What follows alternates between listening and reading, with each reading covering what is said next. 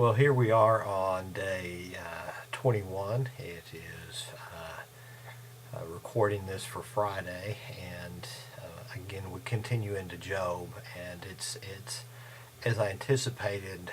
It's a difficult read for me, and I've actually read this one several times, just seeking what nuggets that God would had to share with me through the reading. Um, as I searched for what God had to say to me today, I received the following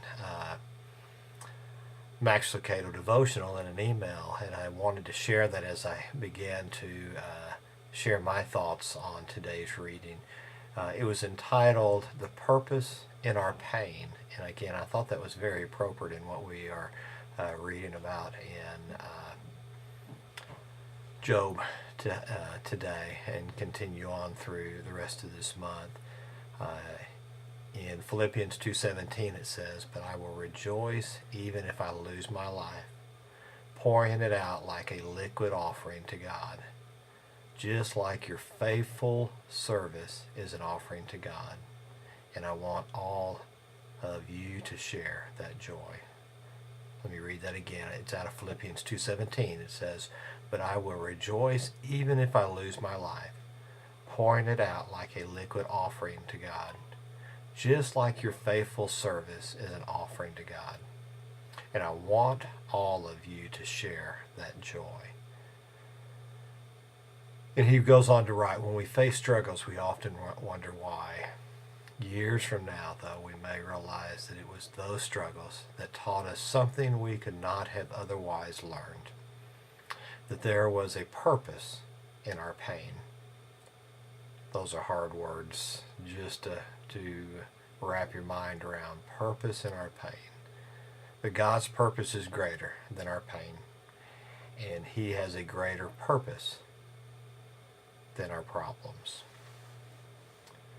Though I've never faced the magnitude of loss as Job, I can testify to times in my life that God has used struggles in my life to prepare me for where I am today. For me, they were times of wandering in the desert, like the Israelites, though I was never alone in my journey because God was with me all along the way. Those difficult times, they were difficult times, but my strength to endure came from the Lord.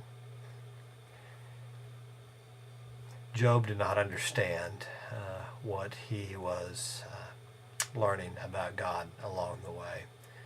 His picture of God is different at the beginning of this book than what we see at the end.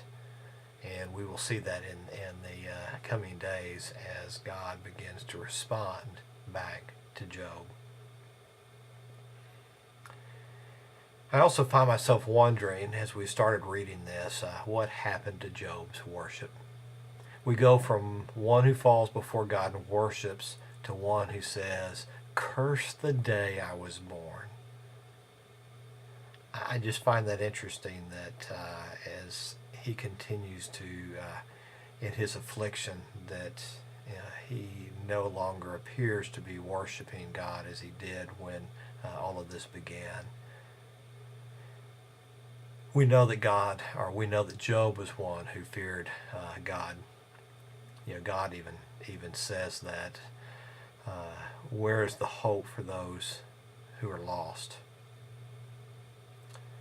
Those who refuse to believe. Where's their hope? In Job 8:16 and 8:18, it talks about the lost who appear to have everything. It's those that we look at and think, man, they've got it made, they've got it all. They just, life's so good for them. And this is what it says in Job 8. "The godless seem like a lush plant, but when it is uprooted, it's as though it never existed." Jesus teaches about the seed and the shallow soil, and again, the godless seem like they've got it all together, but when times get tough, it's as if they never existed.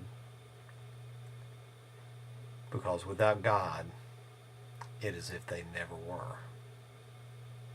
Even in his misery, Job talks about how disgusted he is with his life.